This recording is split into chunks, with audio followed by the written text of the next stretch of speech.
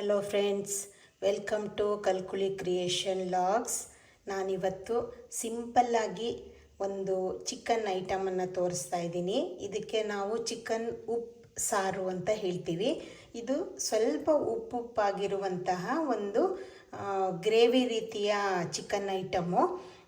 ಇದು ನಿಮಗೆ ದಿನಾನು ಕಾಯಿ ಹಾಕಿದ್ದು ತುಂಬ ಮಸಾಲ ಹಾಕಿರೋ ಸಾರುಗಳೆಲ್ಲ ತಿಂದು ಬೇಜಾರಾಗಿದ್ದರೆ ಸಿಂಪಲ್ಲಾಗಿ ತುಂಬ ಚೆನ್ನಾಗಿ ಟೇಸ್ಟ್ ಕೊಡುವಂತಹ ಒಂದು ಐಟಮ್ ಇದು. ನಿಮಗೆ ದಿನಾನು ಒಂದೇ ರೀತಿ ತಿಂದು ಬೇಜಾರಾಗಿರೋದ ಟೈಮಲ್ಲಿ ಈ ರೀತಿ ಒಂದು ಡಿಫ್ರೆಂಟ್ ಆಗಿರೋ ಒಂದು ರೆಸಿಪಿನ ಟ್ರೈ ಮಾಡಿ.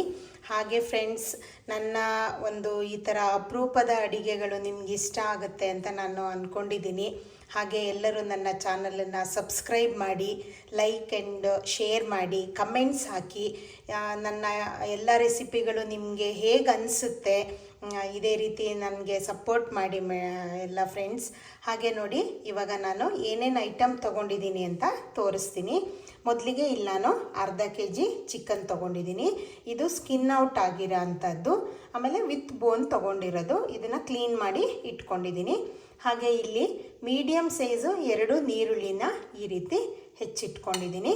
2 ಹಸಿಮೆಣಸು ತೊಗೊಂಡಿದ್ದೀನಿ. ಹಸಿಮೆಣಸು ಬೇಡ ಅಂದರೆ ನೀವು ಇದನ್ನು ಸ್ಕಿಪ್ ಮಾಡ್ಬೋದು. ಹಾಗೆ ಇಲ್ಲಿ 1 ಟೀ ಸ್ಪೂನಷ್ಟು ಉಪ್ಪು ತೊಗೊಂಡಿದ್ದೀನಿ. ಅರ್ಧ ಟೀ ಸ್ಪೂನಷ್ಟು ಅರಿಶಿನ ಪೌಡರ್ ತೊಗೊಂಡಿದ್ದೀನಿ.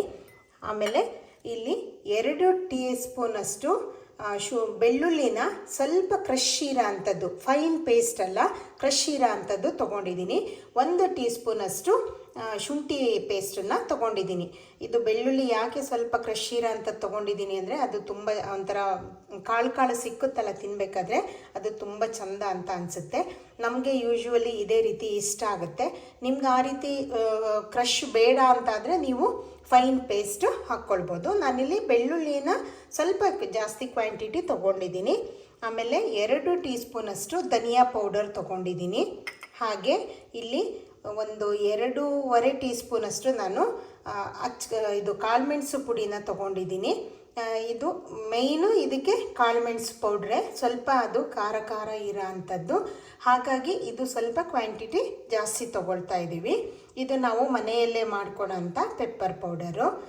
ನೋಡಿ, ಇದರಲ್ಲಿ ಹಸಿಮೆಣಸು ಬೇಡ ಅಂದರೆ ನೀವು ಸ್ಕಿಪ್ ಮಾಡ್ಕೊಳ್ಬೋದು. ಹಾಗೇನೇ ಕಾಳುಮೆಣಸು ಅಷ್ಟೇ, ಕ್ವಾಂಟಿಟಿ ನೀವು ಸ್ವಲ್ಪ ಜಾಸ್ತಿ ಮಾಡ್ಕೊಳ್ಬೇಕಾಗತ್ತೆ. ನಾನು ರುಚಿಗಾಗಿ 2 ಹಸಿಮೆಣಸನ್ನು ತಗೊಂಡಿದ್ದೀನಿ. ಇವಾಗ ಇದನ್ನು ಹೇಗೆ ಮಾಡೋದು ಅಂತ ತೋರಿಸ್ಕೊಡ್ತೀನಿ. ಇವಾಗ ನೋಡಿ, ಒಂದು ಪಾತ್ರೆನ ಸ್ಟವ್ ಮೇಲೆ ಇಟ್ಕೊಂಡು ಸ್ಟವ್ ಆನ್ ಮಾಡ್ಕೊಳ್ಳಿ. ಅದು ಸ್ವಲ್ಪ ಬಿಸಿ ಆದ ತಕ್ಷಣ ಇದಕ್ಕೆ ಎಣ್ಣೆ ಹಾಕ್ಕೊಳ್ಳೋಣ.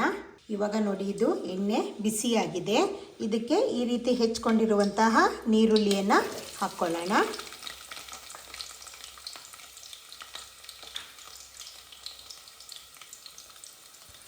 ಇದು ಸ್ವಲ್ಪ ಹೊತ್ತು ಫ್ರೈ ಆಗಲಿ. ಇವಾಗ 1-2 ನಿಮಿಷ ಫ್ರೈ ಆದ ತಕ್ಷಣ ಇದಕ್ಕೆ ಹೆಚ್ಚಿಟ್ಟಿರುವಂಥ ಹಸಿಮೆಣಸು ಸೇರಿಸ್ಕೊಳ್ಳೋಣ. ಸೇರಿಸ್ಕೊಂಡ್ಬಿಟ್ಟು 1-2 ನಿಮಿಷ ಚೆನ್ನಾಗಿ ಫ್ರೈ ಮಾಡೋಣ. ಇವಾಗ ನೋಡಿ, ಇದು ಸ್ವಲ್ಪ ಇಷ್ಟು ಫ್ರೈ ಆಗಿದೆ. ಸ್ವಲ್ಪ ಆನಿಯನ್ದು ಕಲರ್ ಚೇಂಜ್ ಆಗಿದೆ. ಇವಾಗ ನಾವು ಇದಕ್ಕೆ ಚಿಕನ್ ಪೀಸಸ್ಸನ್ನು ಆ್ಯಡ್ ಮಾಡ್ಕೊಳ್ಳೋಣ. ಇವಾಗ ನೋಡಿ, ಇದು ಕ್ಲೀನ್ ಮಾಡ್ಕೊಂಡಿರುವಂತಹ ಚಿಕನನ್ನು ಇದಕ್ಕೆ ಸೇರಿಸ್ಕೊಳ್ಳೋಣ. ಸೇರಿಸ್ಕೊಂಡ್ಬಿಟ್ಟು ತಕ್ಷಣವೇ ಇದಕ್ಕೆ ನಾವೇನು ಅರಿಶಿನ ಪುಡಿ ಮತ್ತು ಉಪ್ಪು ಇಟ್ಕೊಂಡಿದ್ದೀವಲ್ಲ, ಇದು 1 ಟೀ ಸ್ಪೂನಷ್ಟು ಉಪ್ಪು ಇಟ್ಕೊಂಡಿದ್ದೀವಲ್ಲ, ಇದನ್ನು ಹಾಕ್ಕೊಳ್ಳೋಣ. ನಂತರ ಅರಿಶಿನ ಪುಡಿ ಹಾಕ್ಕೊಳ್ಳೋಣ. ಅರಿಶಿನ ಪುಡಿನ ಹಾಕ್ಕೊಂಡ್ಬಿಟ್ಟು ಚೆನ್ನಾಗಿ ಮಿಕ್ಸ್ ಮಾಡೋಣ.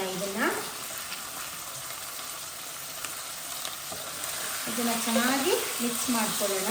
ಸ್ವಲ್ಪ ಇದು ಸಣ್ಣ ಬರ್ನರಲ್ಲಿ ಇಟ್ಕೊಂಡು ಫ್ಲೇಮು ಹೈಯೇ ಇರಲಿ, ಯಾಕಂದರೆ ನಾವು ಇವಾಗ ಪೀಸನ್ನು ಆ್ಯಡ್ ಮಾಡಿರೋದ್ರಿಂದ ಸ್ವಲ್ಪ ಹೈ ಫ್ಲೇಮಲ್ಲೇ ಇಟ್ಟು ಚೆನ್ನಾಗಿ ತಿರುಗಿಸಿ ಇದನ್ನು ಈ ರೀತಿ ಕ್ಲೀನಾಗಿ ಮಿಕ್ಸ್ ಮಾಡಿಬಿಡಿ.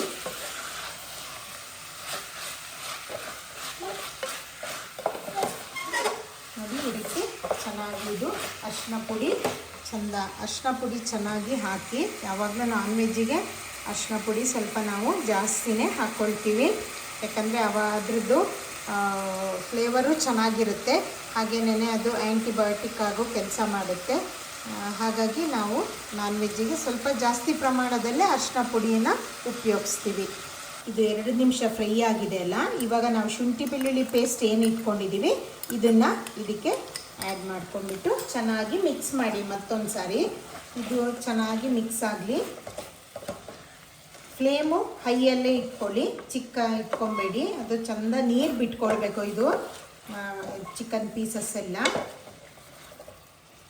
ಇದು ಸ್ವಲ್ಪ ಹೆಲ್ತಿಯಾಗಿ ಇರುವಂತಹ ಒಂದು ಚಿಕನ್ನು, ಯಾಕಂದರೆ ಇದರಲ್ಲಿ ಆಯಿಲು ಸ್ವಲ್ಪ ಪ್ರಮಾಣದಲ್ಲಿ ನಾವು ಉಪಯೋಗಿಸ್ತೀವಿ.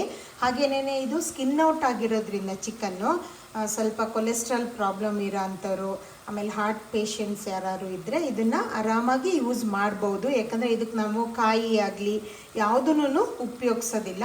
ಆಮೇಲೆ ಇದು ಸ್ವಲ್ಪ ಖಾರ ಮೈಲ್ಡ್ ಇರೋದ್ರಿಂದ ಮಕ್ಕಳಿಗೂ ತುಂಬ ಇಷ್ಟ ಆಗುತ್ತೆ. ಏನು ಅಂದರೆ ಇದು ಸ್ವಲ್ಪ ರಸ ಉಪ್ಪುಪ್ಪು ಥರ ಇರಬೇಕು. ಇದಕ್ಕೆ ಉಪ್ಸಾರು ಅಂತಲೇ ಹೇಳೋದ್ರಿಂದ ಸ್ವಲ್ಪ ಉಪ್ಪುಪ್ಪಾಗಿದ್ದರೆ ತುಂಬ ರುಚಿಯಾಗುತ್ತೆ. ಇದು ನಾನು ಮೊನ್ನೆ ದಿವಸ ಕಡುಬು ತೋರಿಸಿದ್ದೀನಲ್ಲ, ಅದ್ರ ಜೊತೆಗೂ ಚೆನ್ನಾಗಾಗುತ್ತೆ. ಆಮೇಲೆ ಅಕ್ಕಿ ರೊಟ್ಟಿ ಆಗಲಿ ಯಾವುದೇ ಇದ್ರ ಜೊತೆಗಾದರೂ ಇದು ತುಂಬ ಚೆನ್ನಾಗಾಗುತ್ತೆ. ಈವನ್ ಚಪಾತಿ ಜೊತೆಗೂ ಇದು ತುಂಬ ಚೆಂದ ಕಾಂಬಿನೇಷನ್ ಆಗ್ತಿರುತ್ತೆ. ಇದು ನೋಡಿ ಈಗ ಚೆನ್ನಾಗಿ ನೀರೆಲ್ಲ ಬಿಟ್ಕೊಳ್ತಾ ಇದೆ. ಹಾಗೆ ಇದು ಇವಾಗ ಇದಕ್ಕೆ ಸ್ವಲ್ಪ ಲಿಡ್ಡನ್ನು ಕವರ್ ಮಾಡಿ ಒಂದು 2 ನಿಮಿಷ ಬೇಯೋದಕ್ಕೆ ಬಿಡೋಣ. ನೋಡಿ ಇದೊಂದು 5 ನಿಮಿಷ ಆಗಿದೆ. ನಾನು ಲಿಡ್ ಕವರ್ ಮಾಡಿ ಇಟ್ಟಿದ್ನಲ್ಲ, ಇವಾಗ ಲಿಡ್ಡನ್ನು ಈ ರೀತಿ ತೆಗೆದುಬಿಟ್ಟು ನೋಡಿ ಎಷ್ಟು ಚೆನ್ನಾಗಿ ನೀರು ಬಿಟ್ಕೊಂಡಿದೆ. ಹಾಗೆ ಚೆನ್ನಾಗಿ ಬಾಯ್ಲ್ ಆಗ್ತಾ ಇದೆ. ಇವಾಗ ನಾವು ಅದಕ್ಕೆ ಇನ್ನೆರಡು ಇಂಗ್ರೀಡಿಯೆಂಟ್ ಏನಿದೆ ಅದನ್ನು ಆ್ಯಡ್ ಮಾಡೋಣ. ಇವಾಗ ಇದೇನು ಧನಿಯಾ ಪೌಡರ್ ಇಟ್ಕೊಂಡಿದ್ದೀವಲ್ಲ, ಇದು 2 ಟೀ ಸ್ಪೂನಷ್ಟು ಇದನ್ನು ಹಾಕ್ಕೊಂಡ್ಬಿಟ್ಟು ಇದಕ್ಕೆ ಪೆಪ್ಪರ್ ಪೌಡರು, ಮೇಯ್ನ್ ಇಂಗ್ರೀಡಿಯೆಂಟೇ ಇದು ಪೆಪ್ಪರ್ ಪೌಡರು. ಹಾಗಾಗಿ ಇದು ಹೋಮ್ ಮೇಡ್ ಆಗಿರೋದ್ರಿಂದ ನಾವು ಸ್ವಲ್ಪ ಕಮ್ಮಿ ಹಾಕ್ಕೊಳ್ತೀವಿ. ನೀವು ಹೊರಗಡೆಯಿಂದ ಪರ್ಚೇಸ್ ಮಾಡೋದಾದರೆ ಸ್ವಲ್ಪ ಖಾರ ನೋಡ್ಕೊಂಬಿಟ್ಟು ಹಾಕ್ಕೊಳ್ಳಿ. ಇದು ಸ್ವಲ್ಪ ಖಾರ ಇದ್ರೇ ಚೆಂದ ಆಗುತ್ತೆ ಇದು. ಹಾಗಾಗಿ ನಾನು ಇಲ್ಲೊಂದು 2 ಟೀ ಸ್ಪೂನಷ್ಟು ಹಾಕಿದ್ದೀನಿ. ನೀವು ಹಸಿಮೆಣಸು ಯೂಸ್ ಮಾಡಲ್ಲ ಅಂದರೆ ಇದನ್ನು ಸ್ವಲ್ಪ ಕ್ವಾಂಟಿಟಿ ಜಾಸ್ತಿ ಮಾಡ್ಕೊಳ್ಬೋದು. ನೋಡಿ ಇವಾಗ ಇದು ಹಾಕಿದ ತಕ್ಷಣ ಕಲ್ಲರ್ ಹೇಗೆ ಚೇಂಜ್ ಆಗ್ತಾ ಇದೆ. ಇದು ಇವಾಗ ಸ್ವಲ್ಪ ಡಾರ್ಕ್ ಕಲ್ಲರ್ ಆಗಿದೆ. ಇದು ಈ ರೀತಿ ಫ್ಲೇಮಲ್ಲಿ ಚೆನ್ನಾಗಿ ಇದನ್ನು ಈ ಥರ ಮಿಕ್ಸ್ ಮಾಡ್ಕೊಳ್ಳಿ. ಮಿಕ್ಸ್ ಮಾಡಿಕೊಂಡು ಅದೆಲ್ಲ ನೀರೆಲ್ಲ ನೋಡಿ ಡ್ರೈ ಆಗಿ ಸ್ವಲ್ಪ ಆಯಿಲು ಬಿಡ್ತಾ ಇದೆ. ಇವಾಗ ಸ್ವಲ್ಪ ಫ್ಲೇಮನ್ನು ಚಿಕ್ಕದು ಮಾಡಿಕೊಂಡು ಚೆನ್ನಾಗಿ ಮಿಕ್ಸ್ ಮಾಡಿ. ಇವಾಗ ನೋಡಿ ಈ ರೀತಿ ಅದು ಎಲ್ಲ ಆಯಿಲು ಬಿಟ್ಕೊಳ್ತಾ ಇದೆ. ನಿಮಗೆ ಕಾಣ್ತಾ ಇರ್ಬೋದು ಅನಿಸುತ್ತೆ ನೋಡಿ ಈ ರೀತಿ. ಇವಾಗ ಇದಕ್ಕೆ ನಾವು ಬಿಸಿ ಮಾಡಿಕೊಂಡಿರುವಂತಹ ನೀರು, ಬಿಸಿ ನೀರನ್ನೇ ಹಾಕಬೇಕು. ತಣ್ಣನೆ ನೀರು ಹಾಕಿದ್ರೆ ಮತ್ತೆ ಅದು ಪೀಸ್ ಎಲ್ಲ ತಣ್ಣಗಾಗುತ್ತಲ್ಲ, ಅದಕ್ಕೆ ನಾನು ಇಲ್ಲೊಂದು 2 ಕಪ್ಪಷ್ಟು ನೀರನ್ನು ಬಿಸಿ ಮಾಡಿಕೊಂಡು ಇದಕ್ಕೆ ಸೇರಿಸ್ಕೊಳ್ತೀನಿ. ಆ ಕ್ವಾಂಟಿಟಿ ನೀವು ನೋಡಿ ಬೇಕಿದ್ರೆ ಜಾಸ್ತಿ ಮಾಡ್ಕೊಳ್ಳಿ. ಯಾಕಂದರೆ ಇದೇನೇ ಉಪ್ಪು ರಸ ಅಂತ ಹೇಳಿಬಿಟ್ಟು ನಿಮಗೆ ಜಾಸ್ತಿ ಕ್ವಾಂಟಿಟಿ ಬೇಕು ಅಂದರೆ ನೀವು ಸ್ವಲ್ಪ ನೀರನ್ನು ಜಾಸ್ತಿ ಹಾಕ್ಕೊಳ್ಬೋದು. ನೋಡಿ ಈ ರೀತಿ ಇದು ಬರೀ ನೀರಾಗಿರುವಂತಹ ಒಂದು ಸಾರು. ಇದು ಬೇರೆ ಎಲ್ಲ ಗ್ರೇವಿಗಳು ಬರೋ ಹಾಗೆ ಇದು ದಪ್ಪ ಬರೋದಿಲ್ಲ, ನೀರು ಸಾರು ಥರ ಇರುತ್ತೆ ಇದು. ಇವಾಗ ನಾನು 2 ಕಪ್ ನೀರು ಹಾಕ್ಕೊಂಡಿದ್ದೀನಲ್ಲ, ನೋಡಿ ನಿಮಗೆ ಕನ್ಸಿಸ್ಟೆನ್ಸಿ ಹೀಗೆ ನೀರೇ ಇರುತ್ತೆ ಇದು. ಅದಕ್ಕೆ ನೀವು ಉಪ್ಪು ಖಾರ ಎಲ್ಲ ಕಮ್ಮಿ ಮಾಡಿಕೊಂಡ್ರೆ ಅದು ಟೇಸ್ಟ್ ಬರೋದಿಲ್ಲ. ಇದೇನೇ ಉಪ್ಪು ರಸ ಅಂತ ಹೇಳಿಬಿಟ್ಟು ಇದನ್ನೀಗ ಚೆನ್ನಾಗಿ ಬೇಯೋದಕ್ಕೆ ಬಿಡೋಣ. ಫ್ಲೇಮನ್ನು ದೊಡ್ಡ ಮಾಡ್ಕೊಳ್ಳೋಣ. ಹಾಗೆ ಇದನ್ನು ಬಾಣಂತಿಯರಿಗೂ ಸಹ ಕೊಡ್ಬೋದು, ಆದರೆ ಹಸಿಮೆಣಸು ಒಂದು ಹಾಕಬಾರ್ದಾಗುತ್ತೆ. ಆಮೇಲೆ ಅದಕ್ಕೆ ತುಪ್ಪ ಉಪಯೋಗಿಸ್ಕೊಂಡು ನೀವು ಒಗ್ಗರಣೆ ಮಾಡ್ಕೊಳ್ಬೇಕಾಗತ್ತೆ. ಯಾಕಂದರೆ ಬಾಣಂತಿಯರಿಗೆ ರಿಫೈನ್ಡ್ ಆಯಿಲು ಬೇರೆ ಯಾವುದೇ ರೀತಿ ಎಣ್ಣೆಗಳನ್ನು ಮೊದಲು ಸ್ಟಾರ್ಟಿಂಗ್ ದಿವಸದಲ್ಲಿ ನಮ್ಮಲ್ಲೆಲ್ಲ ಕೊಡೋದಿಲ್ಲ. ಹಸಿಮೆಣಸನ್ನು ಅಷ್ಟೇ ಉಪಯೋಗಿಸೋದಿಲ್ಲ. ಮತ್ತು ಕಾಳುಮೆಣಸು ಇವನ್ನೆಲ್ಲದನ್ನು ನೀವು ಯೂಸ್ ಮಾಡ್ಕೊಳ್ಬೋದು. ಇದು ಇವಾಗ ನೋಡಿ ಬಾಯ್ಲ್ ಆಗೋಕ್ಕೆ ಸ್ಟಾರ್ಟ್ ಆಗಿದೆ. ಹಾಗೆ ಇವಾಗ ಮತ್ತೆ ಇದು ಲಿಡ್ ಕವರ್ ಮಾಡಿಬಿಟ್ಟು ಇನ್ನೊಂದು 10 ಮಿನಿಟ್ಸು ಇದನ್ನು ಚೆನ್ನಾಗಿ ಬೇಯೋದಕ್ಕೆ ಬಿಡೋಣ. ಇವಾಗ ಮತ್ತೆ ಮಧ್ಯದಲ್ಲಿ ಒಂದ್ಸರಿ ಲಿಡ್ನ ತೆಗೆದುಬಿಟ್ಟು ಇದು ಕುದೀತಾ ಇದೆ ನೋಡಿ ಚೆನ್ನಾಗಿ. ಇವಾಗ ನೀವು ಉಪ್ಪು ಬೇಕಿದ್ದರೆ ಸ್ವಲ್ಪ ಉಪ್ಪು ಆ್ಯಡ್ ಮಾಡ್ಕೊಳ್ಬೋದು. ಹಾಗೆ ಖಾರ ಬೇಕು ಅಂದರೂ ಸಹ ಆ್ಯಡ್ ಮಾಡ್ಕೊಳ್ಬೋದು. ಕಾಳುಮೆಣಸು ಪುಡಿ ಆಗಿರೋದ್ರಿಂದ ನೀವು ಸ್ವಲ್ಪ ಖಾರನ ನೋಡಿಬಿಟ್ಟು ಹಾಕ್ಕೊಳ್ಳಿ. ಯಾಕಂದರೆ ಅದು ತಿನ್ನಬೇಕಾದ್ರೆ ನಮಗೆ ಖಾರ ಆಗೋಲ್ಲ, ತಿಂದಾದಮೇಲೆ ಅದು ಸ್ವಲ್ಪ ಗಂಟ್ಲಿಗೆ ಖಾರ ಅನಿಸುತ್ತೆ. ಈ ಚಳಿಗಾಲ ಮಳೆಗಾಲದಲ್ಲಿ ಇದು ತುಂಬ ಚೆಂದ ಆಗುವಂತಹ ಒಂದು ರೆಸಿಪಿ ಇದು. ಹಾಗಾಗಿ ಎಲ್ಲರೂ ಮಾಡ್ಕೊಳ್ಳಿ. ಇದು ಮತ್ತೆ ತೋರಿಸ್ತೀನಿ ಬೆಂದ ಮೇಲೆ. ಇವಾಗ ನೋಡಿ 10 ನಿಮಿಷ ಆಗಿದೆ. ಇದು ಚೆನ್ನಾಗಿ ಕುಕ್ ಆಗಿದೆ. ಕುಕ್ ಆಗಿಬಿಟ್ಟು ಇಲ್ಲೆಲ್ಲ ಸೈಡಲ್ಲೆಲ್ಲ ಇದು ಆಯಿಲನ್ನು ಬಿಟ್ಕೊಂಡಿದೆ. ನಿಮಗೆ ಕಾಣ್ತಾ ಇರ್ಬೋದು, ಚೆನ್ನಾಗಿ ಆಯಿಲೆಲ್ಲ ಬಿಟ್ಟು ಸ್ವಲ್ಪ ನೀರು ಸಹ ಡ್ರೈ ಆಗಿದೆ. ಇವಾಗ ಇದಕ್ಕೊಂದು ಅರ್ಧ ಟೀ ಸ್ಪೂನಷ್ಟು ಲಿಂಬೆ ರಸನ ಹಾಕ್ಕೊಳ್ಳೋಣ. ಹಾಕ್ಕೊಂಬಿಟ್ಟು ಇನ್ನೊಂದ್ಸರಿ ಚೆನ್ನಾಗಿ ಮಿಕ್ಸ್ ಮಾಡ್ಕೊಳ್ಳಿ.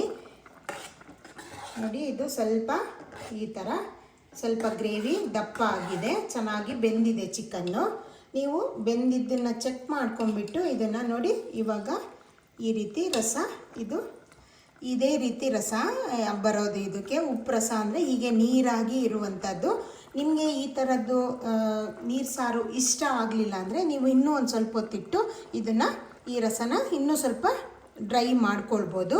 ಆದರೆ ಅನ್ನಕ್ಕೆಲ್ಲ ಆದರೆ ಈ ಕನ್ಸಿಸ್ಟೆನ್ಸಿ ಚೆನ್ನಾಗಾಗುತ್ತೆ. ನೀವು ಚಪಾತಿ ಅಥವಾ ಬೇರೆ ರೊಟ್ಟಿ ಅದ್ರ ಜೊತೆಗೆಲ್ಲ ಆದರೆ ನೀವು ಸ್ವಲ್ಪ ಈ ರಸನ ಡ್ರೈ ಮಾಡ್ಕೊಳ್ಳಿ. ಇವಾಗ ಇದು ಚೆನ್ನಾಗಿ ಬೆಂದಿದೆ. ಇವಾಗ ಸ್ಟವ್ ಆಫ್ ಮಾಡೋಣ. ಇವಾಗ ನೋಡಿ, ಬಿಸಿ ಬಿಸಿಯಾದಂತಹ ಚಿಕನ್ ಉಪ್ಸಾರು ರೆಡಿಯಾಗಿದೆ. ಈ ರಸ ಏನಿದೆ ಇದನ್ನು ನೀವು ಸೂಪ್ ರೀತಿಯಾಗೂ ಯೂಸ್ ಮಾಡ್ಬೋದು. ಇದನ್ನು ಟ್ರೈ ಮಾಡಿ ಹೇಗೆ ಅನ್ನಿಸ್ತು ಅಂತ ನನಗೆ ಕಮೆಂಟಲ್ಲಿ ತಿಳಿಸಿ. ಹಾಗೆ ನೀವು ಕಮೆಂಟ್ ಮಾಡಿದ್ರೆ ನನ್ನ ಅಡುಗೆ ನಿಮಗೆಲ್ಲ ಇಷ್ಟ ಆಗ್ತಾ ಇದೆಯೋ ಏನೋ ಅನ್ನೋದು ನನಗೆ ಗೊತ್ತಾಗುತ್ತೆ. ಪ್ಲೀಸ್ ಎಲ್ಲರೂ ಸಬ್ಸ್ಕ್ರೈಬ್ ಮಾಡಿ, ಹಾಗೆ ಲೈಕ್ ಆ್ಯಂಡ್ ಶೇರ್ ಮಾಡಿ, ಕಮೆಂಟ್ ಮಾಡಿ ಫ್ರೆಂಡ್ಸ್. ನನಗೆ ಆವಾಗ ಯಾವ ರೀತಿ ನನ್ನ ಅಡುಗೆಯಲ್ಲಿ ಚೇಂಜಸ್ ಮಾಡ್ಕೊಳ್ಬೇಕು ಅನ್ನೋದು ನನಗೆ ಗೊತ್ತಾಗುತ್ತೆ. ಎಲ್ಲರೂ ಸಬ್ಸ್ಕ್ರೈಬ್ ಮಾಡಿ. Thank you.